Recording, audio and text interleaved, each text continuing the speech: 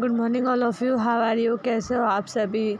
अभी कल तक हमने चंद्रगुप्त मौर्य के बारे में पढ़ा था कि जो मौर्य वंश है हमारा, उसमें सबसे पहला जो साम्राज्य रहा है वो चंद्रगुप्त मौर्य का रहा है। चंद्रगुप्त मौर्य का समय 322 BC से 298 BC तक रहा है। इसके बारे में हमने कल पढ़ा है। आज हम बिंदुसरा के बारे में पढ़ेंगे। बिंदुसरा जो है चंद्रगुप्त मौर्य का पुत्र है, यानी कि चंद्रगुप्त मौर्य के बाद जो दूसरा शासक रहा है मगध में, वो रहा है बिंदुसरा। बिंदुसरा का जो शासनकाल है वो 298 BC से 272 BC माना गया है, यानी कि इसका जो टाइम पीरियड है वो 298 BC से 272 माना गया है। इसको आपको अपनी नोटबुक में नोट करना है कि जो बिंदुसरा है उसका टाइम पीरियड क्या है।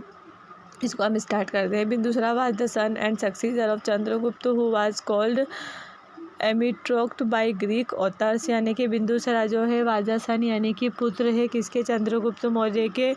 हु वाज कॉल्ड, जिसको एमिट्रोक्ट बाय ग्रीक ऑथर्स यानी कि उत्तराधिकारी थे जिन्हें ग्रीक लेखकों के द्वारा अमितोचेट्स कहा जाता था, यानी कि जो बिंदुसरा है वो चंद्रगुप्त मौर्य के पुत्र और उसके उत्तराधिकारी थे जिन्हें अमितोचेट्स यानी कि जिसको जो ग्रीक लेखक है जो उनके द्वारा क्या कहा गया है? अमितोचेट्स। तो इसको आपको अंडरलाइन करना है कि जो बिंदुसरा है उसको ग्रीक ऑथर्स के द्वारा क्या कहा गया है? Amitrochates. In Purana he has been called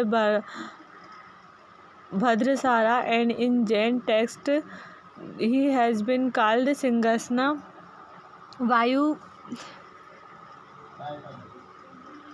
जो वायु पुराण है उसमें इन्हें भद्रासर कहा गया है और जैन ग्रंथों में इन्हें सिंहसेना कहा गया है, यानी कि जो वायु पुराण जो है उसके अनुसार इनको जो है भद्रसरा, और जो जैन जो टेक्स्ट है यानी कि जैन जो ग्रंथ है, टेक्स्ट का मतलब ग्रंथ होता है, जैन जो ग्रंथ है उनमें इन्हें सिंहसेना के नाम से जाना जाता है। तो इसको भी आपको अंडरलाइन करना है कि जो वायु प्राण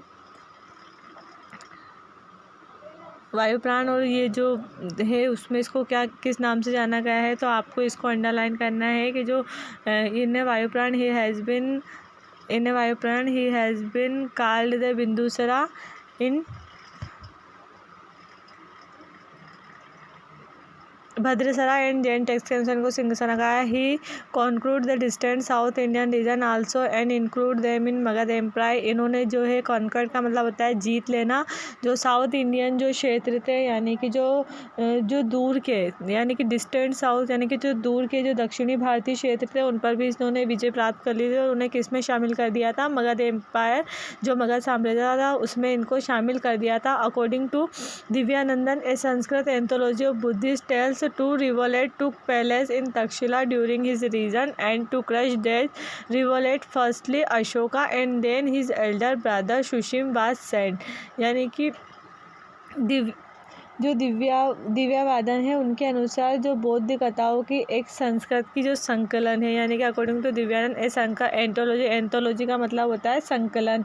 तो संस्कृत की जो संकलन है उनके अनुसार 2 विद्रोह तक्षशिला में उनके शासनकाल में हुए थे, यानी कि उनके जो शासनकाल है उसमें 2 विद्रोह हुए थे, जिसमें जो है पहला तो जो है अशोक और फिर उनके जो बड़े भाई है सुशीम, उन्होंने किए थे। मतलब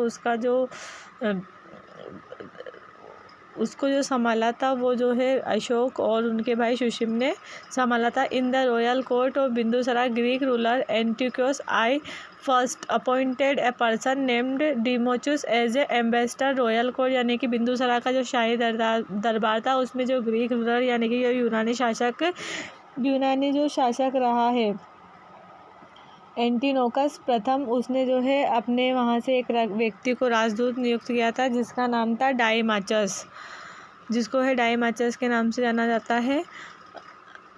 अकॉर्डिंग टू प्लिनी, एगिप्टन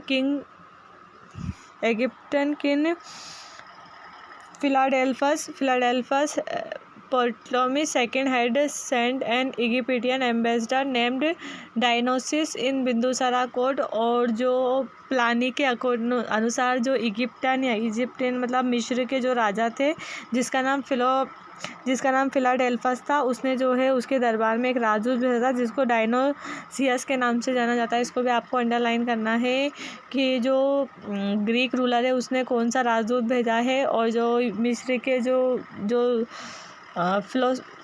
जो फिलाडेल्फा से उसने कौन सा राजदूत भेजा था, उनके नाम क्या है, इसको आपको अंडरलाइन करना है। इसके बाद हम अशोका के बारे में कल पढ़ेंगे।